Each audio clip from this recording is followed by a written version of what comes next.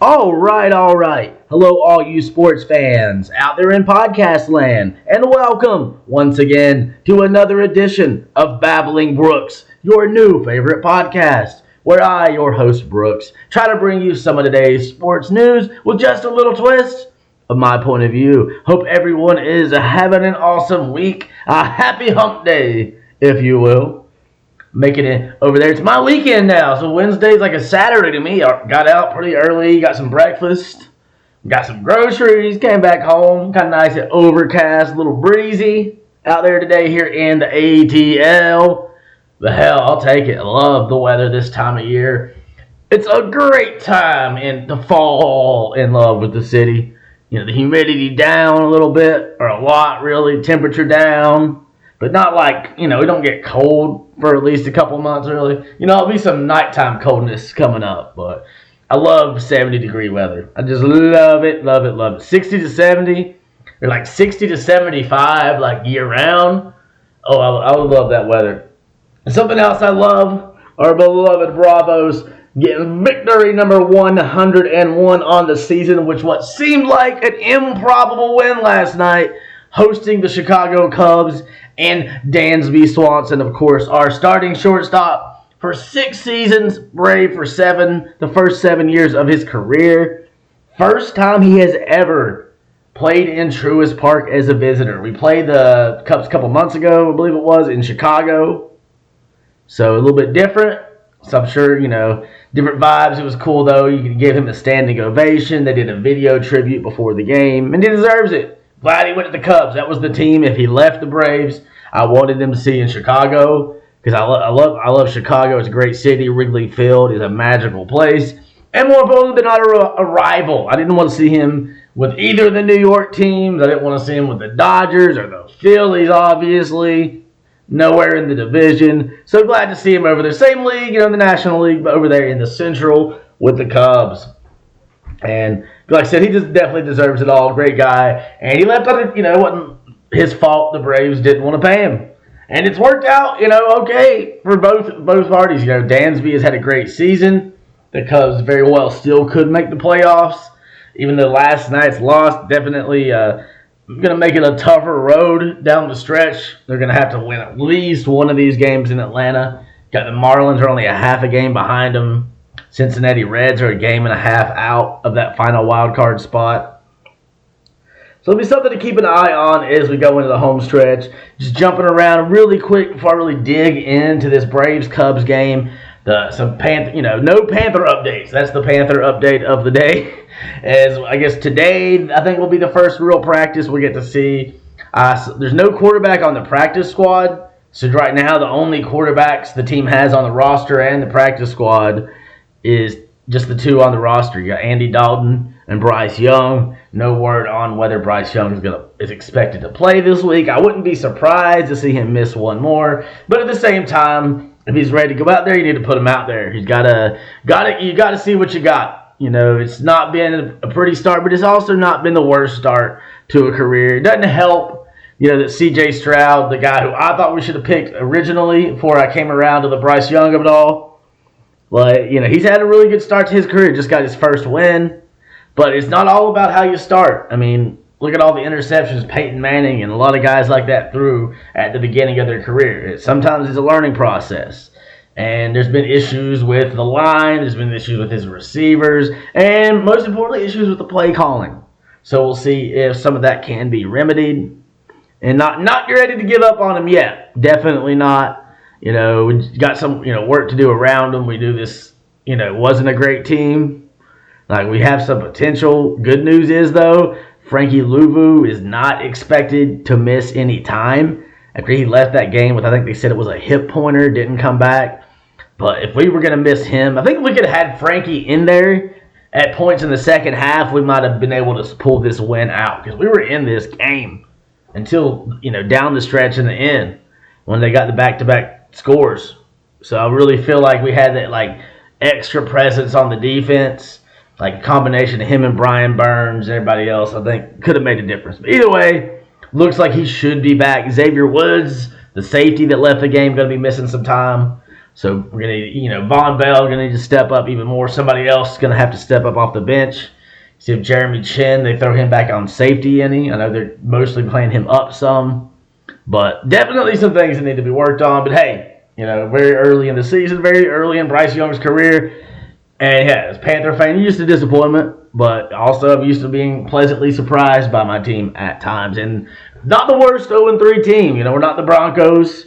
We're not as bad as the Bears, I would say, at this point.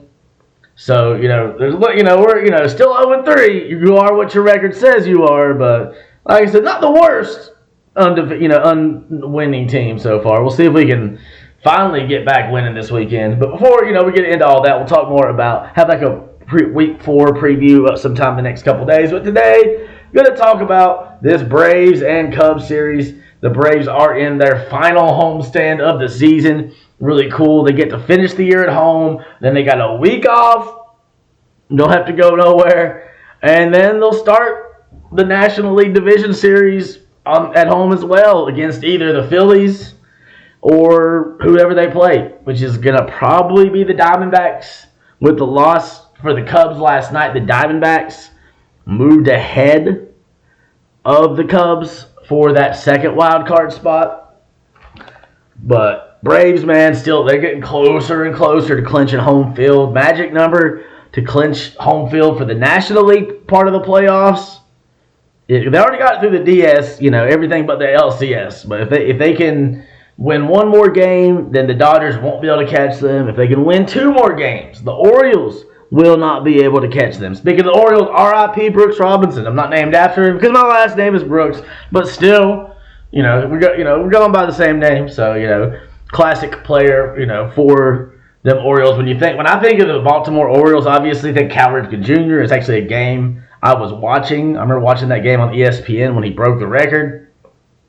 And I think of Brooks Robinson and Frank Robinson helping them win those World Series back in the day. Frank Robinson feels like he's not talked about enough as a player and a manager. Went to the same high school as Bill Russell. They were like actually teammates. Sports growing up. Frank Robinson could actually play basketball too. Some say he might have been as good at basketball as he was at baseball. But so one of those really cool facts, I think, that, you had Russell, the first black coach in the NBA history, took the Celtics to a bunch of championships as a player, then also, did pretty good as a player coach. And then you had, of course, Frank Robinson, first black manager in Major League Baseball. Took too long, but hey, he got there. It was the Cleveland Indians. And then he also, I think he went back and managed the Orioles at one point. But either way, him and Brooks Robinson were a tandem. So, playing there together. And like I said, let's talk about this Braves game.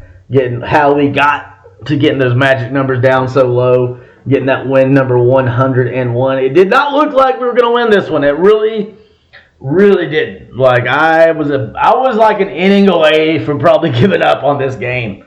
Because it was not a pretty start for Bryce Elder. It started out pretty damn good for Bryce. He had, 1, 2, 3, retired the side in order in the first inning.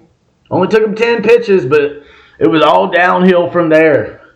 Second inning and the third inning ends up giving up a couple, just like that. It's 4-0, 3 innings in. The Cubs weren't done. Added another run in the fourth and another run in the sixth. So we're more than halfway through the game, and the Cubs are up 6-0. It is not looking good for the Braves in this one.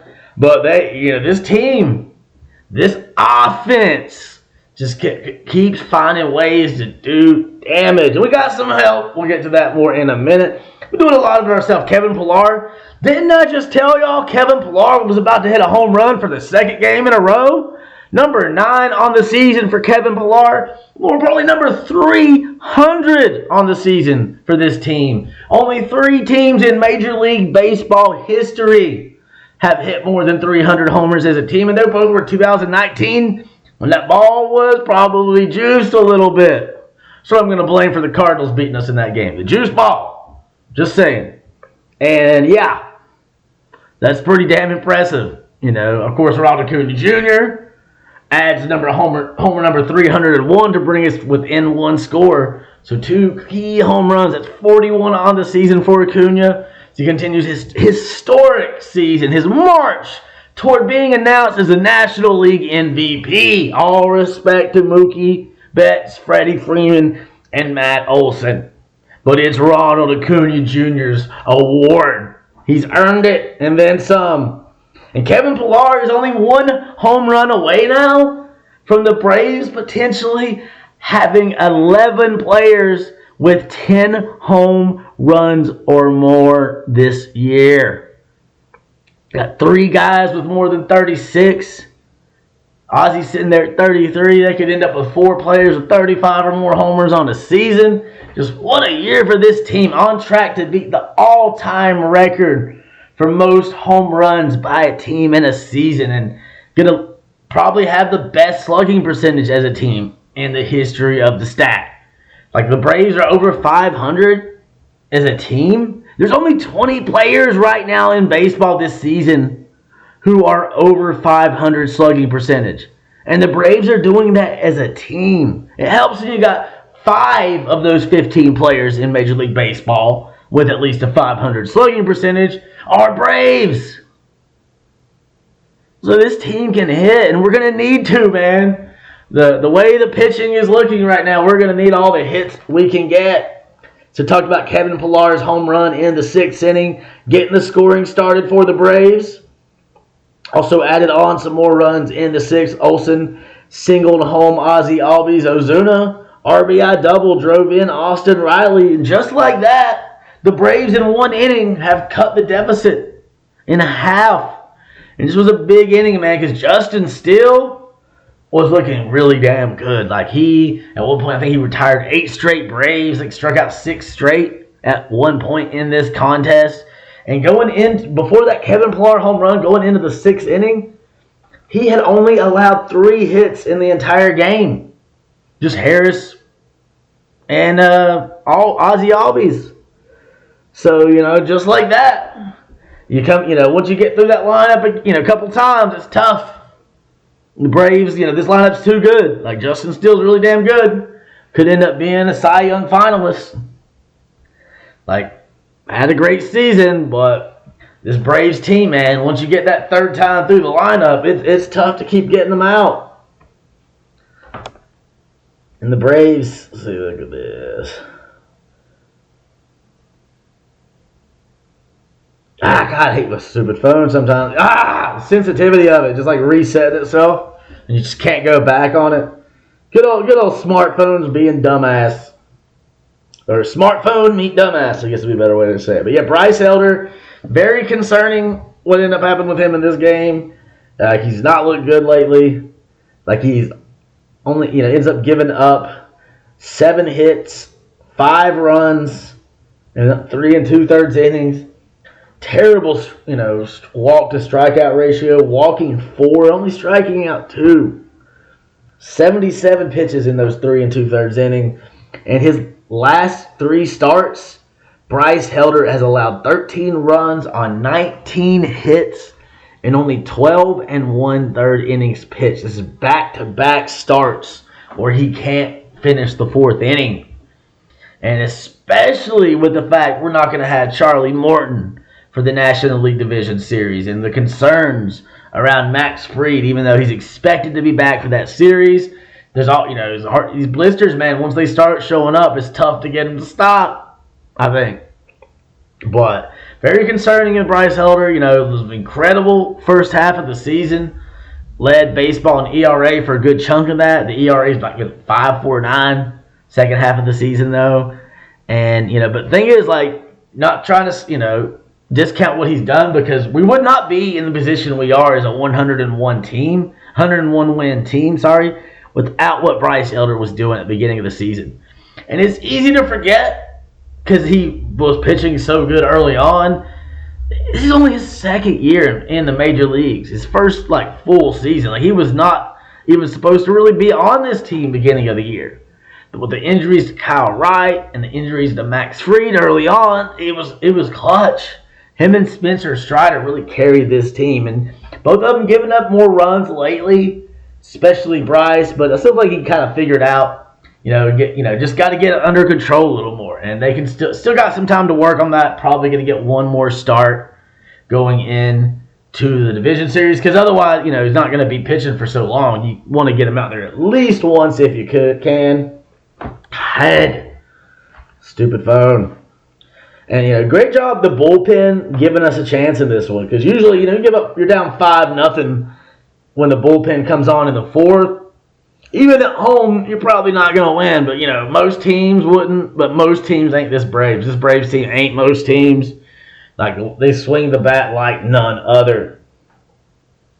Talked, of course, about that 3-run 6th inning. And then next inning, that was when Ronald Acuna Jr. And it was like, man, like Brandon Gaudin, man, like it was like he called it. He was like, man, that's like Ronald Acuna's due. And then immediately, Acuna came to the plate 0-3, finishes 1 of 4, and makes the 1 count, 2-run homer.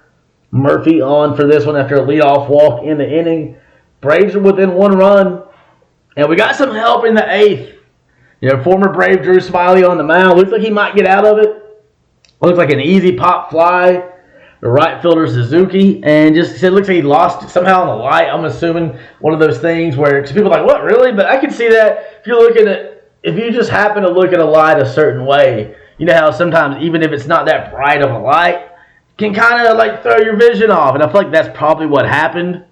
Like that sucks for him, but great for us is Matt, Murphy gets on base, and then Olsen scores, and so does Forrest Wall, who had pinch ran in this one, and then also was able to get a stolen base. So great job for the Braves in this one. No stolen base for Ronald. His only hit was a home run, so he was never on base. Just went around him once.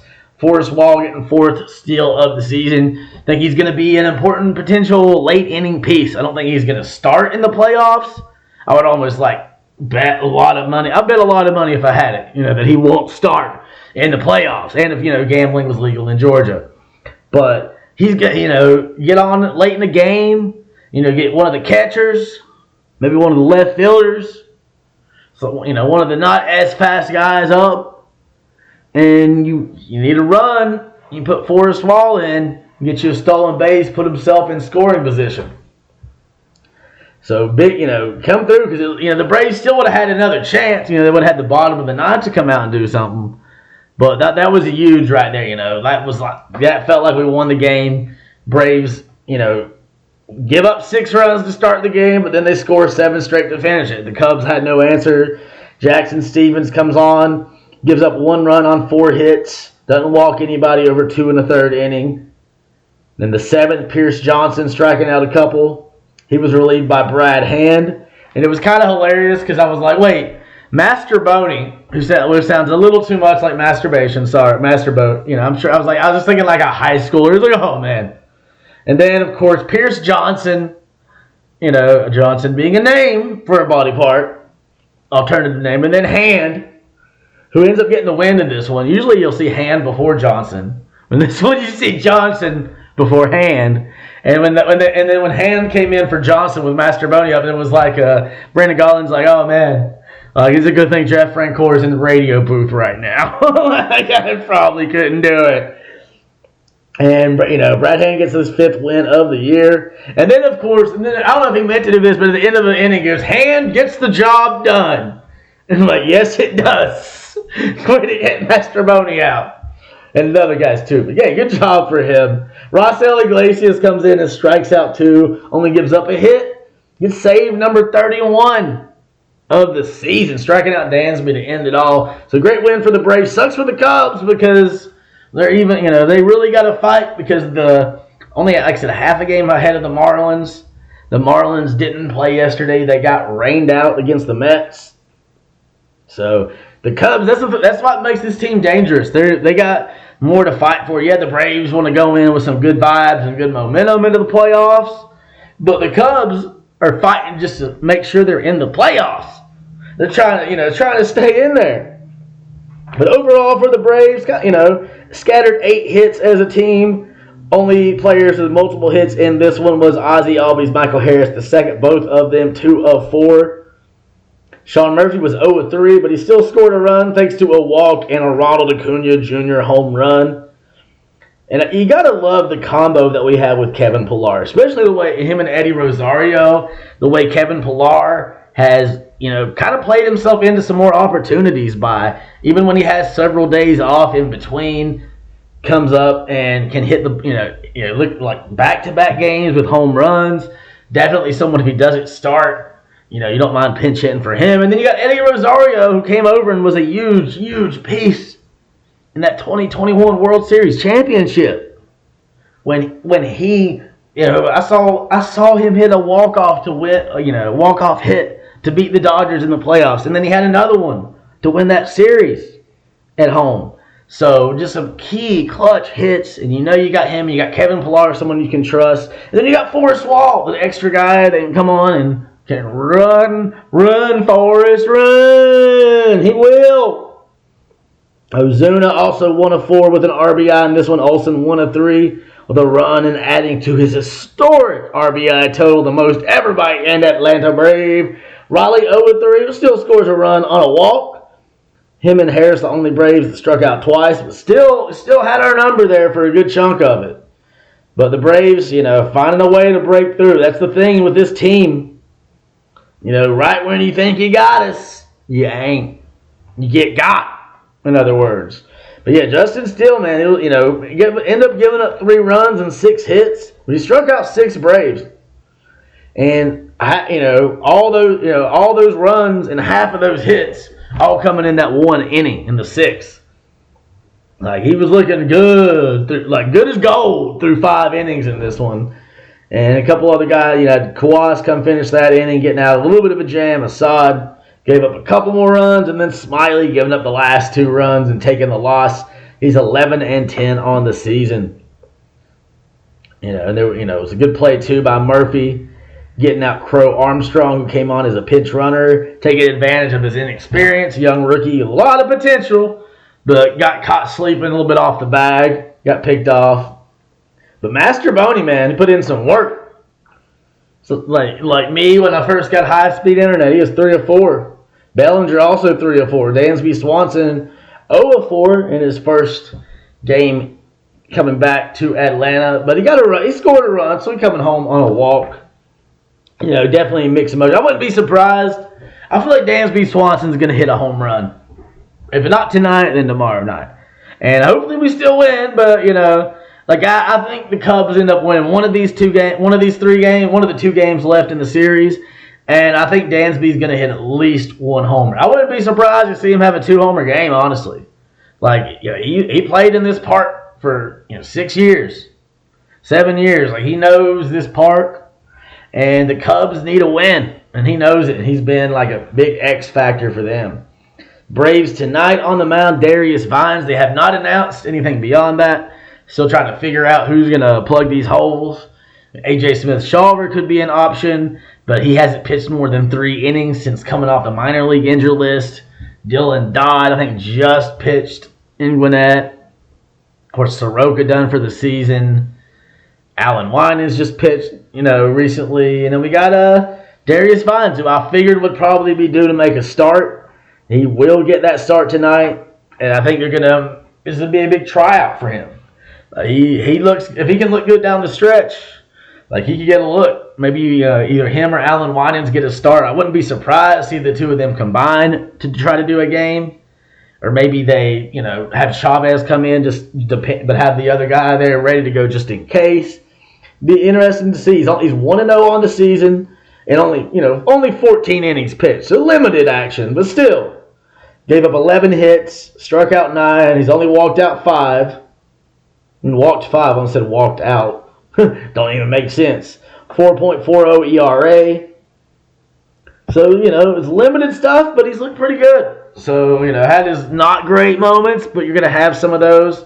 It'd be cool to see him get a win and kind of maybe give himself a chance to start a game. It's going to be interesting to see what the Braves do. Probably, more than likely, he would be like someone in the LCS, but maybe you have him either starts game 4 or you kind of come in and do a couple innings relief, which he's done before. But it looks like, I like that he's versatile. Man, we can use him in multiple ways. Because in the playoffs, you don't know, you got to be ready for anything, especially with Charlie Morton out for sure for the division series. I believe Max Fried will make it back, but there's always the issue with those blisters of him coming back after a start or in in the middle of the start. And obviously you're more likely to play through it a lot of times in the playoffs because it's the playoffs. But we've seen, late season disruptions, what they have done in the past. Like, look at what happened last year. Looked like the Braves were going to roll and, try to go, back-to-back World Series championships. The first time since the Yankees did it like 20 years ago.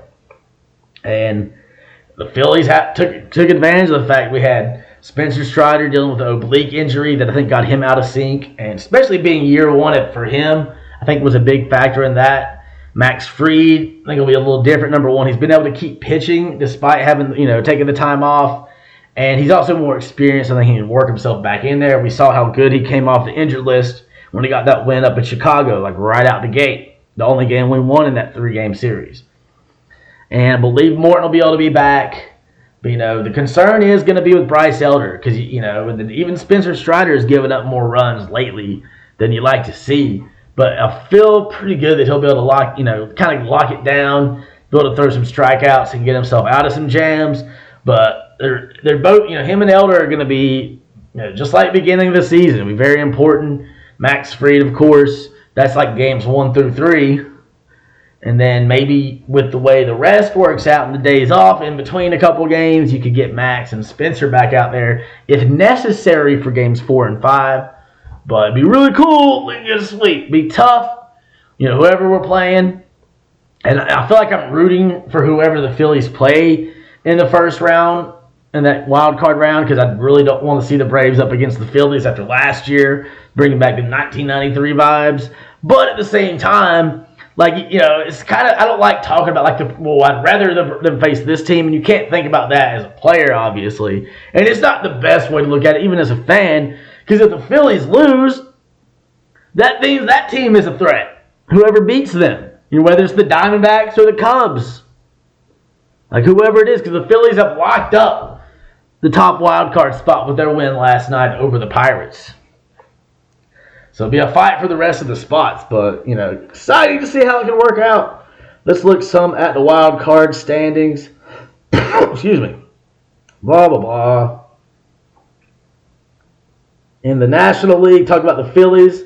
Locked up a spot already. They are 6 games up on the Diamondbacks.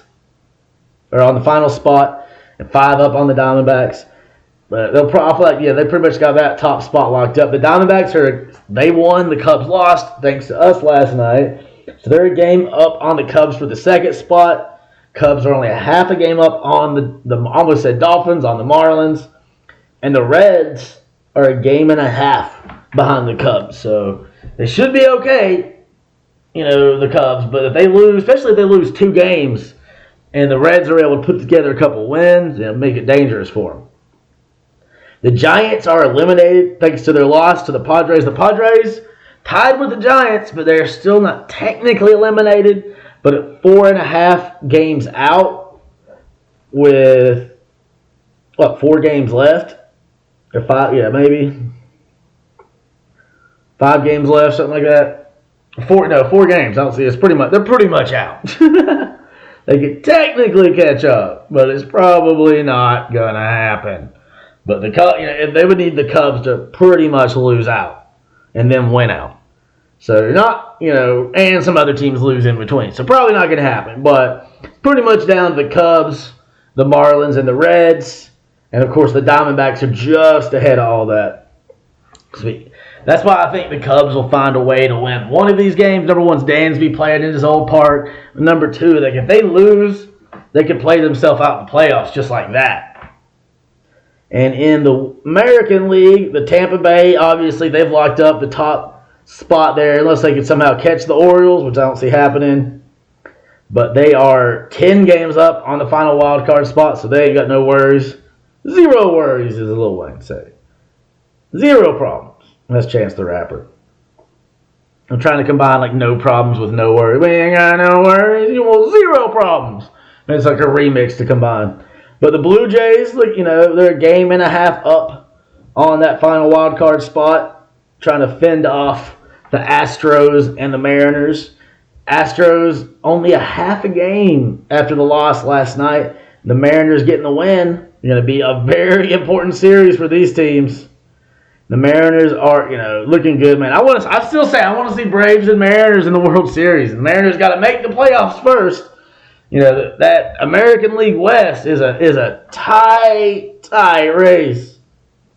Like, Seattle's only 3 games out of first, and they're, half a game behind the Astros. So they're probably not going to catch the Rangers. The Rangers, they lost last night, but they've won 6 of the last 10, while Mariners have lost 6 of their last 10, and the Astros have lost 7 of their last 10. So falling out a little bit more. But, looking forward, thanks to the Braves, the Cubs, not having a chance to win the Central. They probably weren't going to win anyway, the way they've been lately. But the Brewers, despite a loss last night, got to celebrate winning the National League Central. And, of course, the Dodgers just, seeing if they could try to catch the Braves, but probably not going to happen. They're 4 games out behind us right now. So the Braves can win 1 more game, and we got that locked in. And I don't see us, even if we lost the last 2 to the Cubs, we're going to beat the Nationals at least once. And hey, that's gonna be it for today. You get off of here and enjoy my day off. Maybe think about trying to go to the Braves game. It's just such a long journey. I keep not going to a game this year. It's like the first time I haven't gone to a game in years if I don't end up going, other than obviously COVID year. So I got some decisions to make. I might try to do it. I'd like to go to the playoffs. I know they've already sold out the NLCS and NLDS. I don't know if that includes. I would assume they're still going to do standing room tickets when it gets closer. I have to look into that because I got to go see my Braves play at least once this year. It's really weird that I haven't. It's just kind of how shit works out sometimes. Life. Moving, paying that rent, paying bills, job adjustments. But I'm good. I could afford to go. I just hadn't had a chance to make it up there. I'd like to go though. Either way, hope y'all have a great day. Check in tomorrow. Give y'all another blessing of an episode early on.